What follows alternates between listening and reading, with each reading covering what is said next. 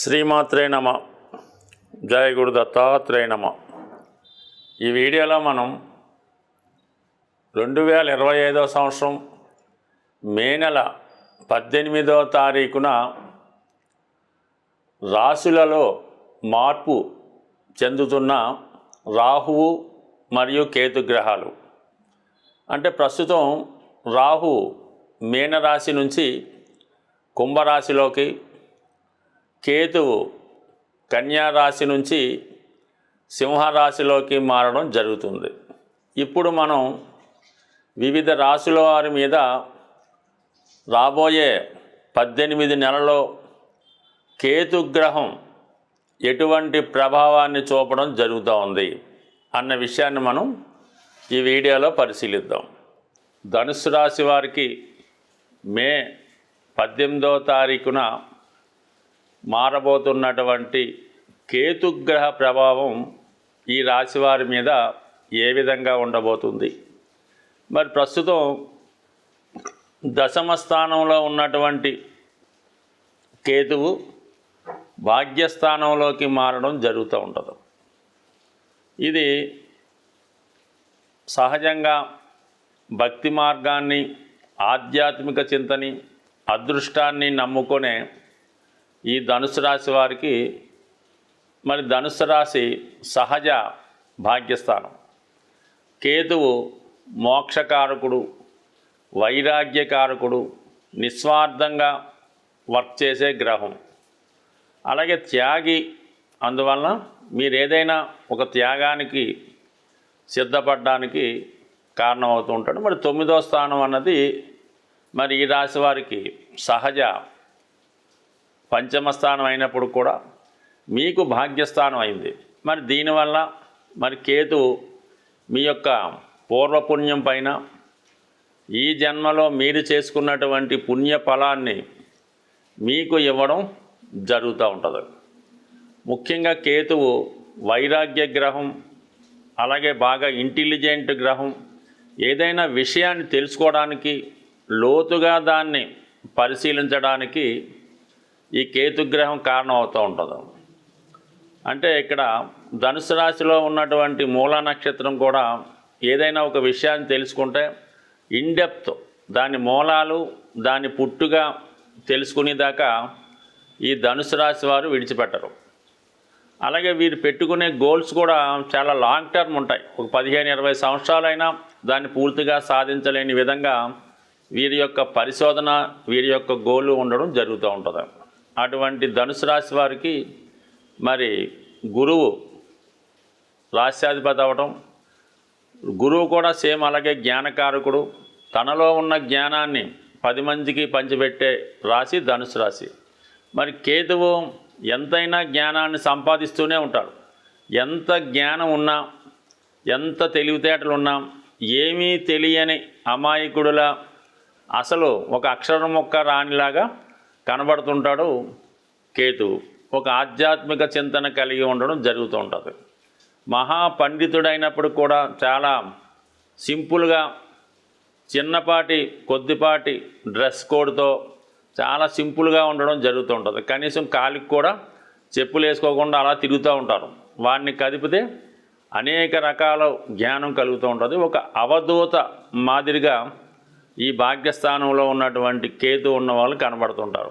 మరి ఒక వెంకయ్య స్వామి అవ్వచ్చు, ఒక సత్యసాయిబాబా వారు అవ్వచ్చు, షిరిడి సాయిబాబా వారు అవ్వచ్చు, వీళ్ళంతా కూడా మరి భక్త రామదాసు, కబీరు, అలాగే అన్నమయ్య, వీళ్ళంతా కూడా ఈ భక్తి సామ్రాజ్యాన్ని ఏలే చక్రవర్తులుగా ఉండడం జరుగుతుంది. అలాగే ఒక త్యాగయ్యలాగో మరి ఈ రాశి వారికి ఇప్పుడు 9వ స్థానంలో వచ్చినటువంటి కేతువు అటువంటి విజ్ఞానాన్ని ప్రదర్శించడం జరుగుతూ ఉంటుంది. మీకు ఒక దైవ సాత్కారం లభిస్తుంది అన్నమాట. అంటే మీరు మీ ఇష్టదైవాన్ని అంతర్లీనంగా మీకు సాత్కాక్షరించడం జరుగుతుంది, అంటే కనబడడం జరుగుతూ ఉంటుంది. మీరు ఏ ఇష్టదైవాన్ని సంపూర్ణంగా కొలుస్తారో మనస్ఫూర్తిగా ఆ దైవాన్ని కొలవడం వల్ల మీకు ఆ దైవ సాక్షాత్కారం జరుగుతుంది. కలలోనో, ఒరిజినల్గానో, మానసికంగానో, లీలగానో మీకు ఆ దైవ దర్శనం జరగడం వల్ల సంపూర్ణంగా మీ యొక్క ధనుస్సు రాశి వారికి భాగ్యస్థానమందు కేతుగ్రహ ప్రభావం వల్ల వీరి యొక్క విజ్ఞానం పెరుగుతుంది. అంటే పుణ్యక్షేత్రాలు దర్శిద్దామనే వీరి ఆలోచన కంపల్సరిగా నెరవేరుతుంది. అలాగే ఏదైనా ఒక పరిశోధన రంగంలో ఉన్నవాళ్ళు వారి యొక్క పరిశోధన కంప్లీట్ చేసి డాక్టరేట్ లాంటి ఉత్తమ డిగ్రీలకు సాధించే అవకాశం ఉంది. ఈ సమయంలో చాలా వరకు ఆధ్యాత్మిక విద్య అభ్యసిద్దామని ఆలోచన కలుగుతుంది. కొంతమంది వారి యొక్క సేకరించినటువంటి సొంత ధనంతో ఏదైనా ఒక పుణ్యక్షేత్రాన్ని దర్శించి అక్కడ భక్తులకి కావలసినటువంటి సదుపాయాలు కలిగించడం జరుగుతూ ఉంటుంది. కొంతమంది ఉన్న ప్రాంతంలోనే పేదలకి అన్నదానం పెట్టే కార్యక్రమం కానీ ఏదైనా ఒక దేవాలయాన్ని నిర్మించి అందులో మళ్ళా అక్కడ వచ్చినటువంటి భక్తులకి కావలసినటువంటి సదుపాయాలు ఇవన్నీ కల్పించడం, ప్రజలలో ఆధ్యాత్మిక చింతన దైవభక్తి పెరిగే విధంగా వారు ఏదైనా కార్యక్రమాల్ని చేపట్టడం జరుగుతూ ఉంటుంది. భక్తి మార్గాన్ని ప్రచారం చేయడానికి కూడా ఈ భాగ్యస్థానంలో కేతువు అంటే ఏదైనా ప్రతిఫలం ఆశించకుండా పుణ్య కార్యక్రమాలు చేపట్టడం, మన సాంప్రదాయాల్ని కాపాడడం జరుగుతూ ఉంటుంది. ఏదైనా ఒక వివాహం జరిగినా ఒక ఒడుగు కార్యక్రమం జరిగినా అది చాలా వరకు సాంప్రదాయ పద్ధతిలో నిర్వహించడం జరుగుతూ ఉంటుంది. సో కొంతమంది ఏదైనా ఒక ఆశ్రమం కానీ గోశాల కానీ నిర్మిస్తూ ఉంటారు. మరి కొంతమంది వారి యొక్క శేష జీవితాన్ని ఏదైనా ఒక పుణ్యక్షేత్రంలో గడపడానికి కూడా ఈ గ్రహస్థితి కారణమవుతుంది. అయితే ఏదైనా మొత్తం మీద ఈ భాగ్యస్థానంలో వచ్చినటువంటి కేతువు జాతకుడిని ధర్మ మార్గంలో నడిపించే విధంగా మారుస్తుంది. తన ఆదాయం అలాగే తను చేస్తున్నటువంటి వృత్తి వ్యాపారాలు కూడా ధర్మంగా నిర్వహించి అందరితో మంచివాడుగా పేరు తెచ్చుకునే కార్యక్రమం జరుగుతుంది. సాధారణంగా రాహు కేతువులు ఒక 180 degrees యాంగిల్లో ఉంటూ రెండు ఒకేసారి రాశులు మారడం జరుగుతూ ఉంటుంది. అంటే ఇప్పుడు రాహు కేతువు రెండు గ్రహాలు ఒకసారి మారినప్పటికి కూడా రాహు ఏ భావంలో ఉంటాడో ఆ భావం యొక్క ఫలితాల్ని ఎక్స్పాండ్ చేయడం జరుగుతూ ఉంటుంది. అయితే కేతువు ఏ భావంలో ఉంటే ఆ భావ ఫలితాలని తగ్గించడం జరుగుతూ ఉంటుంది. అంటే కేతువు జ్ఞానకారకుడు, వైరాగ్యకారకుడు, అలాగే బ్రహ్మచర్యానికి కారకుడు. ఏదైనా త్యాగానికి సిద్ధంగా ఉండే గ్రహం కేతు గ్రహం కాబట్టి సాధారణంగా కేతువు హృదయంతో ఆలోచించడం జరుగుతూ ఉంటుంది. అంటే రాహు హెడ్, అందుకని రాహుకి ప్రపంచంలో అన్నీ తనకే కావాలని, సంపదంతా తన సొంతమే కావాలని, తను మాత్రమే బాగుండాలని రాహు ఆలోచన ఉంటుంది. రాహు అంటే కేవలం తల, అది ఆకాశం నుంచి భూమిలోకి అంటే భూమిలో ఉన్నటువంటి తన దేహం కోసం చూస్తూ ఈ ప్రపంచంలో ఉన్నటువంటి కోరికలన్నీ తనకు కావాలని కోరుకుంటాడు రాహు. అందుకే రాహు ప్రభావం ఉన్నటువంటి జాతకులు అనేక అనైతిక అక్రమ మార్గాల ద్వారా ధనాన్ని సంపాదించడం జరుగుతూ ఉంటుంది. మరి కేతు అలా కాదు. కేతువు కేవలం మొండె భాగం మాత్రమే, అంటే తల లేకుండా కేవలం మొండెం మాత్రమే ఉంటుంది. మరి కేతువు ఆకాశం వంక చూడటం వల్ల జ్ఞానకారకుడు, వైరాగ్యకారకుడు అవుతూ ఉంటాడు. ఏ కోరిక వ్యామోహం ఉండదు. మరి అందరూ బాగుండాలి, అందరూ క్షేమంగా ఉండాలి అన్నటువంటి ఆలోచనతో రాహు కేతు ఉండడం జరుగుతుంది. దాని తర్వాత ఏంటంటే కేతువు ఏ భావంలో ఉంటే ఆ భావం మీద వ్యామోహాన్ని, కోరికని తగ్గించడం జరుగుతూ ఉంటుంది. మరి ఈ విధంగా ఈ రాహుకేతువులు మార్పు చెందడం వల్ల మరి వివిధ రాశుల వారి మీద కేతువు యొక్క ప్రభావం ఏ విధంగా ఉంటుంది అన్నది పరిశీలిద్దాం. సాధారణంగా కేతువు విఘ్నేశ్వరుడు యొక్క ప్రతిరూపంగా చెప్పడం జరుగుతూ ఉంటుంది. అందువలన ఈ కేతువు ఏ రాశిలో ఉంటే ఆ రాశికి సంబంధించిన ఫలితాలు మనకు కావాలంటే ఎక్కువగా విఘ్నేశ్వరుని ఆరాధించడం వల్ల, అలాగే కొత్త విషయాలు తెలుసుకోవాలన్నా మనలో ఉన్నటువంటి జ్ఞానాన్ని పెంచుకోవాలన్నా, విజ్ఞాన సంపద పెరగాలన్నా కేతువు యొక్క ఆశీస్సులు తప్పక ఉండవలసిందే. అయితే రాహు కేతువు రెండు ఎదురెదురు రాశుల్లో ఉండడం వల్ల కంపల్సరిగా వీళ్ళిద్దరి ప్రభావం కలిపే వివిధ రాశుల మీద రావడం జరుగుతుంటుంది. ఆ కారణం వల్ల ఏంటంటే ఎక్కువగా రాహు డామినేట్ చేస్తున్నప్పుడు కూడా కొన్ని సందర్భాల్లో కేతువు కూడా తన ఫలితాన్ని ఇస్తూ జాతకుడిని మోక్షం వైపు నడిపించే ప్రయత్నం చేస్తూ ఉంటాడు. మరి ఇప్పుడు మనం మిగతా రాశుల వారికి ఈ మే నెల 18వ తారీఖున మార్పు చెందినటువంటి ఈ రాహు కేతువులు ఏ విధమైన ప్రభావం చూపుతారో వివరంగా తెలుసుకునే ప్రయత్నం చేద్దాం. కేతుగ్రహం మనకి సంపూర్ణంగా సహకరించాలంటే మరి విఘ్నేశ్వరుడి యొక్క ఆరాధన వల్ల మనకి కేతువు సంతృప్తి చెందడం జరుగుతూ ఉంటుంది. అందుకని కంపల్సరిగా ఈ కేతువు పెట్టినటువంటి ఇబ్బందులు నుంచి, అంటే కేతువు ఇబ్బందులే ఉంది, ఏ పని ప్రారంభించినా మధ్యలో ఆగుతుంటుంది. మనం ఒక ప్రయత్నం కోసం వెళ్తే వేరే ప్రయత్నం జరుగుతూ ఉంటుంది.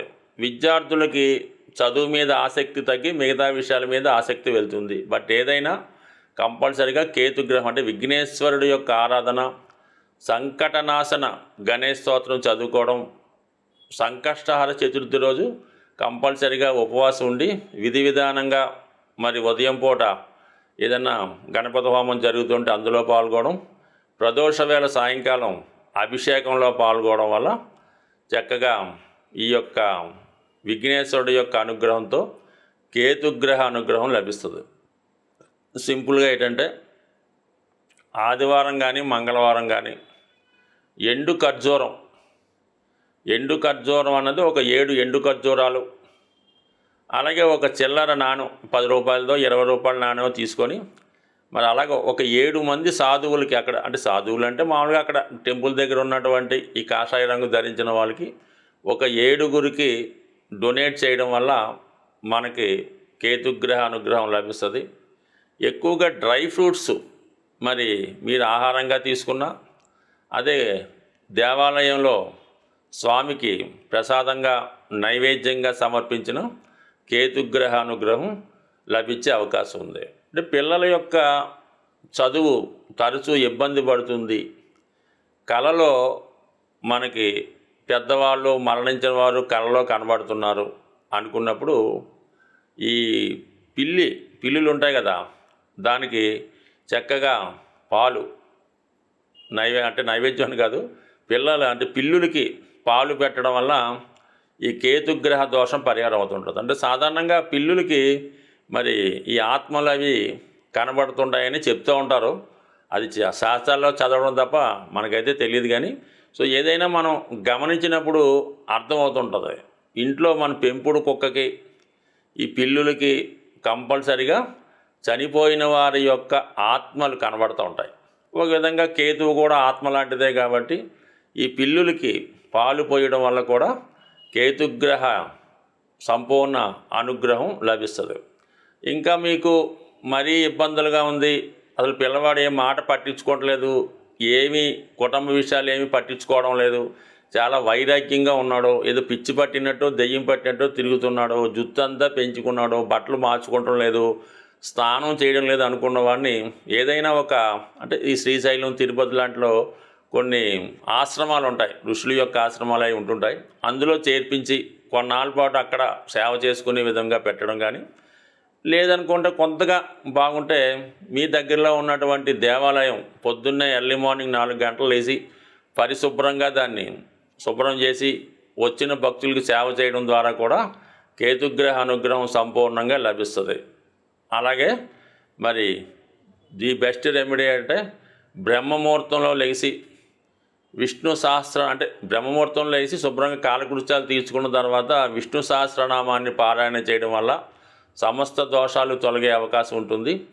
అలాగే శివునికి రుద్రాభిషేకం చేసుకోవడం ద్వారా, అంటే ఏ దైవ కార్యక్రమం చేసుకున్నా కేతువు సంతృప్తి చెందుతూ ఉంటాడు. అంటే కేతువు సంతృప్తి చెందితేనే మీకు మిగతా గ్రహాల యొక్క అనుకూలత అది లభించే అవకాశం ఉంది. కాబట్టి ఏదైనా ఒక పని చేసినప్పుడు నమ్మకంతో నిజాయితీగా శాస్త్రంలో ఏ విధంగా ఉంటుందో ఆ విధంగాన చేస్తేనే ఫలితం వస్తుంది. దాని తర్వాత ఏంటంటే శాస్త్రాల్లో కూడా శక్తి కొలది అన్నారు. అంటే డబ్బులు లేనివాడు ఏదో ఒక 1/2 లీటర్ ఆవు పాలతో శివుడికి అభిషేకం చేయొచ్చు, కానీ బాగా కోటీశ్వరుడు కూడా అది వర్తించదు.